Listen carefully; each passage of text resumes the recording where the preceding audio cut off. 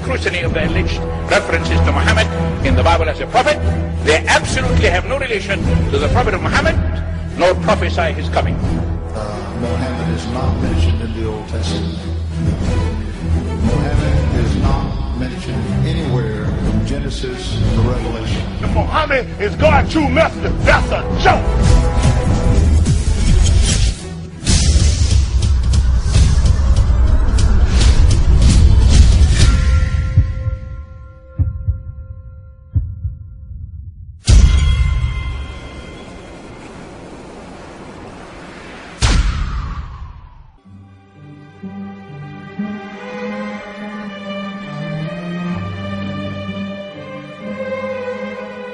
Lo, we inspire thee as we inspired Noah and the prophets after him, as we inspired Abraham and Ishmael and Isaac and Jacob and the tribes, and Jesus and Job and Jonah and Aaron and Solomon, and as we imparted unto David the Psalms.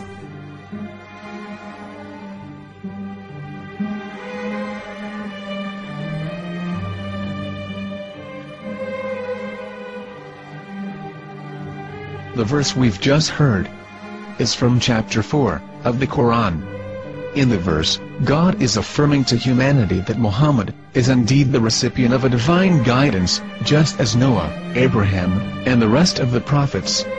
However, some Christians and Jews today don't believe that Muhammad was a prophet and the covenant that God made with Abraham. And since the Quran is not their book of authority, in this video I'm going to show you that the book you're holding in your hands contains the name off the seal of prophethood, the Prophet Muhammad.